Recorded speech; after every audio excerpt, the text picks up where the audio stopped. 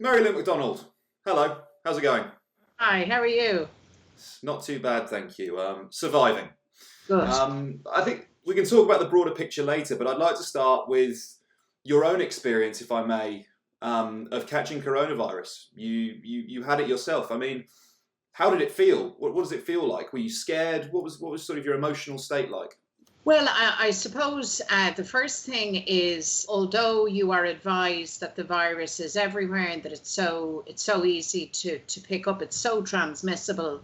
It's still a shock when it's confirmed that you have it, that somehow it's come under your roof, and that you've suffered with it. How it happened for me was I was sick. I was quite sick. I wasn't hospitalized, thank goodness, but it knocked me out for more than 2 weeks. The symptoms are horrific. It's not a flu. It's not like, mild flu-like symptoms. It knocked me for six. Um, and I only actually got my positive test as I was coming out of the sickness. There was delays here in the testing system. And even though I was on the road to recovery by the time I discovered I'd had the virus, I was still upset at the fact that I had it. I mean, while I was sick, my doctor said to me, "Listen, you have this virus." But still, there's something in the confirmation of it. It just brings a big global story right into your own home and into your own biology. So in a strange way, you feel a great sense of connection with everybody else who has been or who will be sick with this virus. And I tell you what, above all else, I'm just so grateful, and I feel so lucky that I could fight it off. And I'm back, in the whole of my health. And I'm so conscious of people everywhere, all across the world, here in Ireland, in Britain, all of those families who have buried loved ones in the most incredibly traumatic of circumstances. So yeah, it's a shock to the system. It just goes to show you we live in a globalized world, and a hop and a skip and a jump, and this virus is from China to northern Italy and straight into Dublin and London and right across the globe. Yeah, there's a broader point there, isn't there, about how sort of the virus has spread over Western Europe, and I mean the potentially horrifying consequences if it does manage to spread into parts of the developing world. I saw something. I think Liberia has one more ventilator than the BBC show Holby City. So things to be concerned about. Interestingly, though, we were talking about sort of different world approaches, contact tracing, testing. Do you have any idea where your own infection came from? Have you been able to trace it back? Do you know the source of it? Well, no, is the short answer. And as it happens, one of the first cases of this virus identified on the island of Ireland was in a school, which, as it happened, my children attend. Now, I didn't pick up the virus from that, but just to make the point that we were, if you like, a little bit ahead of the curve in terms of quarantine and safety, because it had come into our school community, the kids' school community. I had for the party, I had shut down travel off the island. We were doing all of our work remotely. I was in and out of the Dáil of the Parliament, but in a very limited way. So it is a mystery to me exactly how I picked it up. I was incredibly careful. And the lesson in that is, it's not just to be alert. And even when you're more than alert and you're very careful and you're following all of the advice, such is the transmissibility of this virus that you still run the risk of picking it up. I mean, which is frightening. And it's a virus for which we have no immunity, we have no vaccine as of yet, and we have no effective antiviral. So I will always wonder, I mean, that's the big question. We had the debate at home. How did this happen? How did you pick it up? You could literally touch a hard surface and have picked it up. So I don't know, Ollie. I'll always wonder on that point. It's an interesting point you raised, though, Mary Lou, about how you were sort of taking precautions because of what's happening at school and within the party. It's a story that's actually been repeated across the UK, where businesses were issuing work from home, I'll say orders, commands, way before the government introduced the lockdown.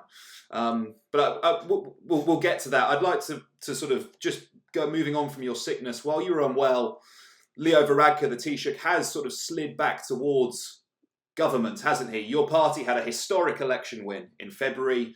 but since then a government has still not been formed. I mean, is there any chance at the moment of Sinn Féin forming a government? Well, it's been a fascinating period, really, and the election feels like it was months and months ago, but in real terms, it's only weeks ago. And you're right to say we had a historic election, and it was a historic election for Sinn Féin in particular, but more broadly for Irish politics, it was a very significant moment because for the first time in modern times, because there was, of course, way back a government, a very broad coalition government outside of the traditional power blocks. But for the most part, Irish politics, as you know, is dominated by Fianna Fáil and Fine Gael here in this jurisdiction. So for the first time, it came into view in modern times, actually an alternative politics and an alternative government. And the people responded hugely in the course of the election. It was an election that was about change. And I know that can sound cliched, so let me just assure you, it wasn't some kind of pie in the sky, soft, fuzzy feeling change. People were really quite specific in terms of the needs of the right to shelter, to housing, to affordable housing, to not being rack rented, or slum landlords, to having a decent rental market, to having decent public medicine, our health service, to having quality public services, and to creating kind of a new relationship between government and the citizens. So it was quite specific. And then, of course, what I suppose we could have predicted has happened.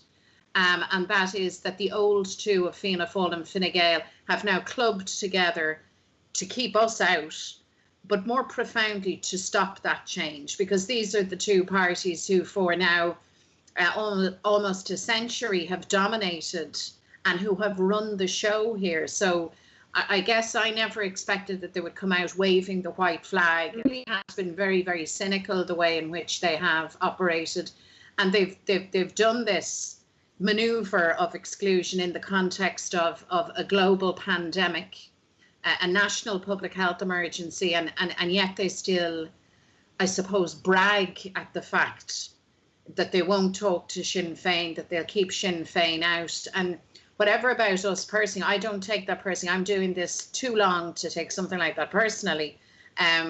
But certainly the idea that you would disregard more than a quarter of the voting electorate, to me, is astonishing from people who cite themselves as the poster boys of democracy.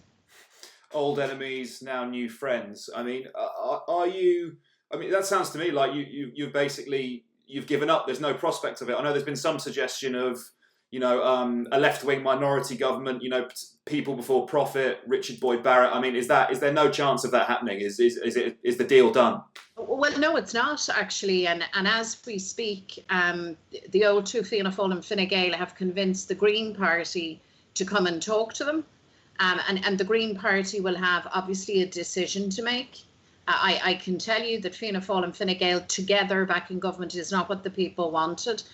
And more importantly, I can tell you they're not going to deliver the kind of profound change that Irish society needs, and needs now all the more in the wake of the COVID crisis. So I can't obviously control decisions that the Green Party makes, but I would say that it would be a bad day's work for them to return after such a historic election, the same government that was there last time around. But no, we haven't given up the ghost at all. And in fact, since the election, we've been in conversation with the left, with people before profit, with independents, with the Greens, with the Social Democrats, with the Labour Party.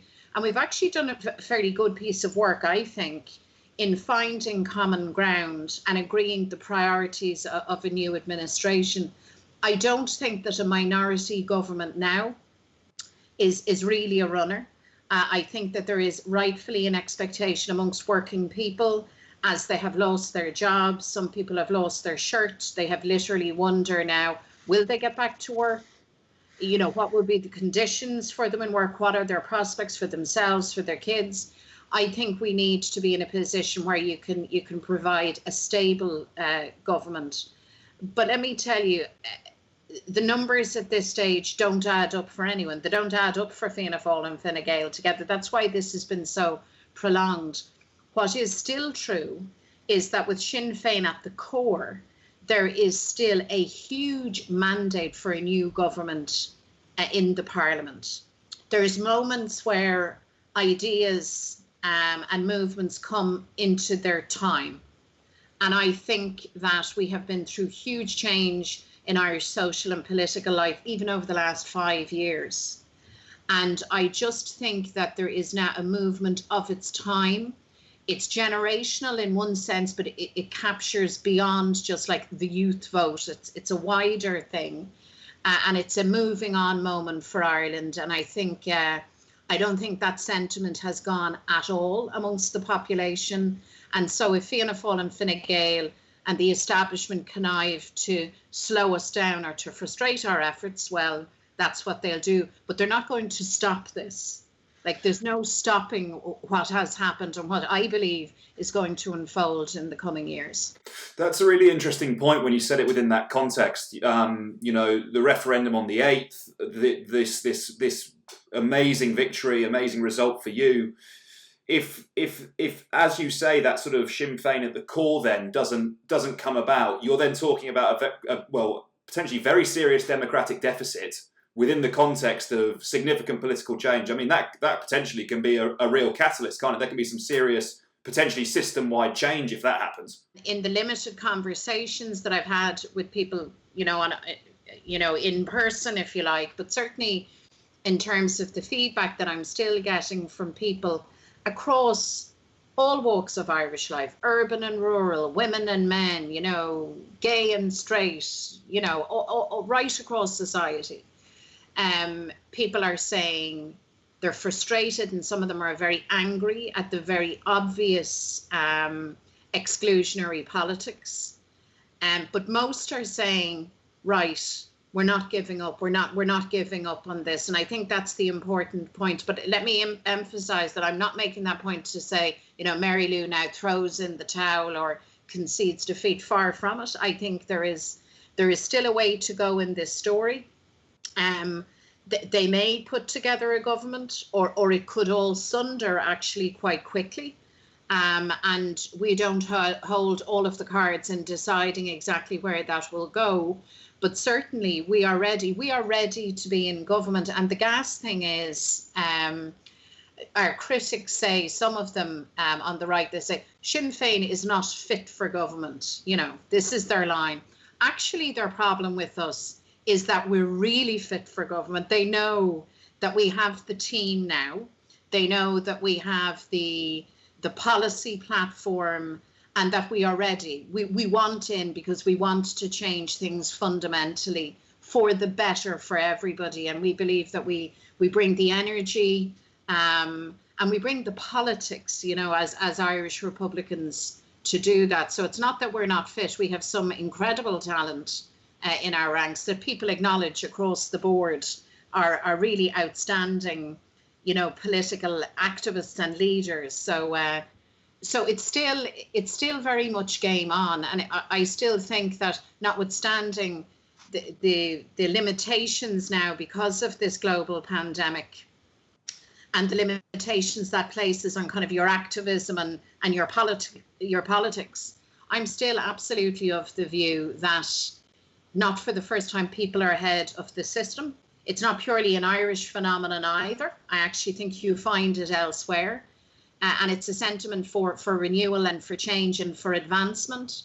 And I believe it's a very strong progressive movement. And, I think there is still so much cause for optimism. And I think our politics speaks to that sentiment in a way that's extremely powerful, and in a way, ultimately, that will not be frustrated. So let's talk more specifically then about the pandemic, and if we could perhaps start by zeroing in on the difference between the response to it in Ireland and the UK. We have very divergent death rates, and I wonder what your assessment of that is, why that is. It's hard to attribute that to one singular thing. I would say this, that from the very beginning, the World Health Organization and the best scientific and medical advice was to act quickly, not to delay. Delay was the enemy. When we knew that this virus had come to Europe and that it was on in our territories. So delay is costly. I personally was, and we as the party were hugely alarmed at the initial stance of the government in London saying, talking about herd immunity, talking really almost in terms of a kind of laissez-faire approach to allow this virus to, reach a certain point of infectiousness across the population and, almost to take it on the chin. That was always a dangerous and a flawed approach. The best advice always was to intervene efficiently, to test, to isolate and to trace. And if you don't do those things, you are going to have an awful lot of very sick people, and you will have a higher mortality rate. There's no great mystery in that. So I think delay was a mistake. And even now, I think, and by the way, we don't have everything off pat here on this side of the pond either. I'm not pretending that for a moment. But we have the right model. We have the right approach. It's about now the delivery of the approach in our case. But I think it is a huge mistake not to be testing and to be testing widely. That has to be part of any responsible public health approach. And certainly as we move into the conversation about easing these emergency measures and getting people back to work and exiting, you can't do that safely. Unless you are testing, isolating and tracing on a very, very widespread basis. Not enough just to do it in hospitals. Presumably you would, I expect you'd argue that the lack of universal healthcare in Ireland is being exposed by the coronavirus. To your broader point about a unified Ireland, I mean, for me, why would anyone in Northern Ireland at the moment want to join a united Ireland if it means losing the NHS? I feel like a pandemic at the moment probably highlights that. 100%. I could not agree with you more. I think for all of us here in Ireland and indeed in Britain, the cracks and the flaws in our systems were very, very cruelly exposed by this pandemic. In our case, we don't have an NHS. I want us to have an Irish island-wide health service. That's where we need to go. In your own case, and in the case of the north of Ireland, the system has resourcing issues. We all saw the reaction not so long ago when nurses were looking for a pay rise. There was a cheer in the House of Commons as they said, no, you're not getting it. We had pay parity issues here in the north of Ireland, which the executive, when it was re-established, had to fix.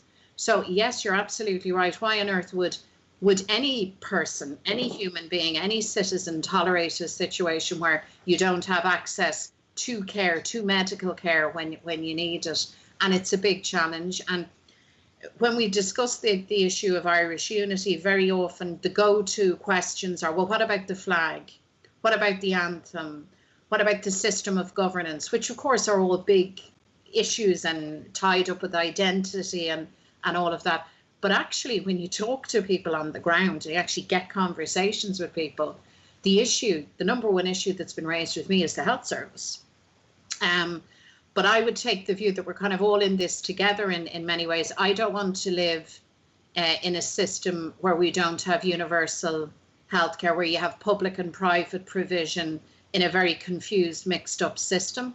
And a very expensive. We spend a lot on health and healthcare, and we have the second highest rate of private health insurance in the world, second only to the United States of America. So we spend a lot of money, but the system is broken. And in our strong view, the only way that we can fix it is to fix it island-wide. There's also been some reports over the last few days of a potential travel corridor between Ireland, the UK, and France, so that people can go on their summer holidays. Regardless of whether or not that comes to pass, there is, of course, the common travel area, and that allows potentially the total free flow over the summer. You know, Brits could visit Ireland, vice versa. If there was to be a spike in the R number, the infection rate, and you could ascertain that was happening across the border, how would you feel about a temporary suspension of the CTA? Is that something that you would consider? I don't think we need to do anything as dramatic as that. The common travel area is of value to all of us. So I can go to London, you come to Dublin, Brexit or no Brexit, which is another hot potato. And we can still, sure, that's decades old, that right, since the foundation of the Free State. So that's a valuable thing for all of us. But so I think we need to look at it through a different perspective, and it's this: for now, we need to take emergency measures. They're not designed or intended to be permanent or to disrupt our system, such as the common travel area. But anybody coming onto the island of Ireland will have to be quarantined in some way. And I would ask our friends in Britain, and they love coming here, and we love going there, and we love having you. Please don't come. I mean, it's not this summer. Not this summer. It's just not safe. No disrespect. You are so welcome for the crack and the music and our beautiful weather, but you're welcome for all of those things at any other time. I would love to be going into the Scottish Highlands over the summer. I'm not doing it. It's not safe. So we need to be considerate of each other. And what I believe the sensible thing is, anybody coming onto the island of Ireland, from our perspective, you have to be checked, and you will be asked, to self-isolate for 14 days. So we're great people for, sociability and having fun, and we're good company and everything, but 14 days in quarantine in Dublin doesn't strike me as the best way to spend your holiday. And likewise, people coming into Britain, you have to accept that anything other at this point than necessary travel should not be undertaken.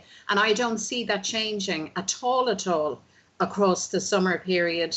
It may not even have changed in the autumn for all we know, but for now, we'll have every other summer to make those trips in a way that's welcoming and relaxed. But this summer is not the summer for your trip to the Emerald Isle. Interesting, Mary Lou. That sounds like a Johnsonian appeal to common sense. When I suggested that to you, I mean, essentially your view is that would be, something like suspending the CTA would essentially be so radical that it's unnecessary, too inflammatory, and you would rather that people, I guess, use their common sense and didn't make the trip, and didn't need to make those measures. Is that what you're saying?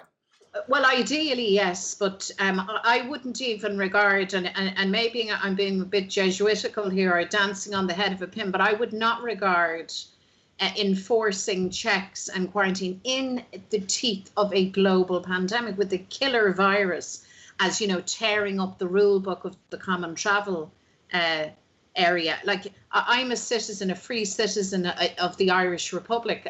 I can move within 5 kilometres of my home. That's for now. That's not tearing up the social contract between me. I haven't signed up for an authoritarian state that can keep me under house arrest. It's simply a recognition that we're in big trouble here.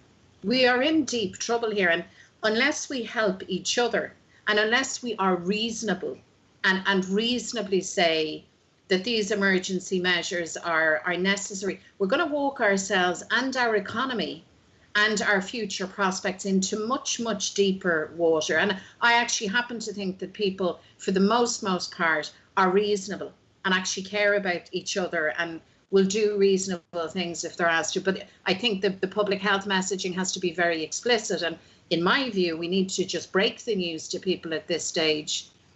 You're not coming off your island this summer. I mean, that's not going to happen.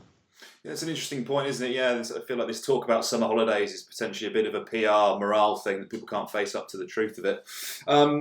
Moving on, within the United Kingdom, we've seen, well, varied responses really to the virus across the devolved administrations, and that's actually led some people to call Boris Johnson the Prime Minister of England. Do you think that's a fair criticism? Do you think that's something that can be levelled at him? Do you think he's lost control and that devolved administrations are potentially leading in this crisis? Well, you won't be surprised to hear me say that I'm quite open to the proposition that Boris Johnson is the Prime Minister of England and nowhere else. That kind of sits quite comfortably with me. I thought it might, yeah. I think as a matter of necessity, the Scottish and the Welsh administrations are making their calls and things. I mean, that's what they're mandated to do. I mean, in the case of Scotland, as we know, the movement for independence there is very vigorous. There's a live debate still, even though we're not into a second referendum, but the Scots are having their conversation. And those in positions of authority are doing what they need to do to keep people safe. Likewise with the Welsh. And of course, in a very immediate way, Boris Johnson is elected in England. He's an Englishman, and he will look to what he regards to be the best and common interests of England, but then more broadly across the jurisdiction. For our purposes here on the island of Ireland, leaving all constitutional and high politics aside, the fact of the matter is that for the purposes of a public health emergency, we are a single epidemiological, how's that for a word, epidemiological unit, you know? So the only way that we can get ahead of this virus, the only way that we can actually keep everybody safe is to keep everybody safe, and that means island-wide. So the Northern administration had to diverge from a plan or the beginnings of a plan that would have been incredibly dangerous, actually, by our estimation. Herd immunity, laissez-faire, that wasn't going to work, and it certainly was totally at odds with the advice, the best advice all of us had here, and the position of the government in Dublin. So we're still having that conversation on our island around a joined up, unified response to step us through and then step us out of this crisis. But of course, we've all seen, to your question around the differences of approach and the differences. I mean, I think it highlights again that despite those that would say that the union is, all, the most important element, and unionists, of course, wherever they reside on our islands will make that argument. But actually, for the purposes of practical politics and when the stakes are high, you make the decisions where they're most effective. And for Irish people, decisions for Ireland are made best on the island of Ireland. And I think I would hope that people, whether they're unionist, Republican, loyalist or nationalist, would actually just accept that as a matter of fact in the circumstances that we're in. Lou McDonald, thank you very much for taking the time. Lovely talking to you. I appreciate it. Thank you.